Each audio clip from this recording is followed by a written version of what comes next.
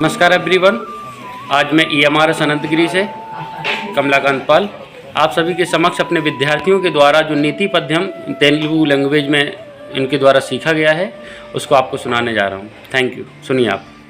ఎంత ఇరుద్దులై తమకు నీ ఒక్కరుండవా తెప్పగాక నత్యంతముదము నన్ను బ్రతుకు తల్లిని తండ్రిని నుజ్జగించి నిశ్చింతడవై సదాద్వయాన శీలత వారి ఎనుగ్న లేక ఏకాంత ఎమ్మోయిన్ వెడలి తక్కట నీవు గరంబు క్రూరతన్ భావం కౌశిక మహర్షి నీ తల్లిదండ్రులు వృద్ధులు, వారు నీపై ఎంతో ప్రేమతో జీవిస్తున్నారు, వారికి నీవే ఆధారం.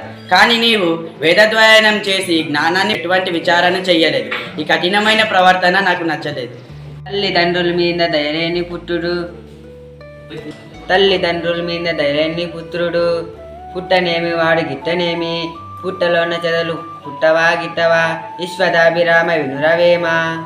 భావం, ఓ ఏమనా, తల్లిదండ్రుల మీద ధైర్యాన్ని పుత్రుడు ఉన్న ఒకటే చనిపోయిన ఒకటే. అలాగే పుట్టలోని చీమలు పుడుతూ ఉంటాయి, చనిపోతూ ఉంటాయి. మెట్టివారలకు నందదు ధర్మపదంబు దాత్రిలో వినుపది వేపురందొకడు విస్తృత ధర్మ పరాయణుండు కలుగును గలుగుండో సంధియము గోరి సనాతన ధర్మమూది యవ్వనికిని నీకు బోలే ఇది వత్సల ఇట్లా చరింపవచ్చునే. భావం, ఓ ధర్మవ్యాధుడా, ధర్మం సాటి లేనిది. 10,000 మందిలో ఒక్కడైనా ధర్మచరణకు పూనుకుంటాడో లేదో సందేహమే.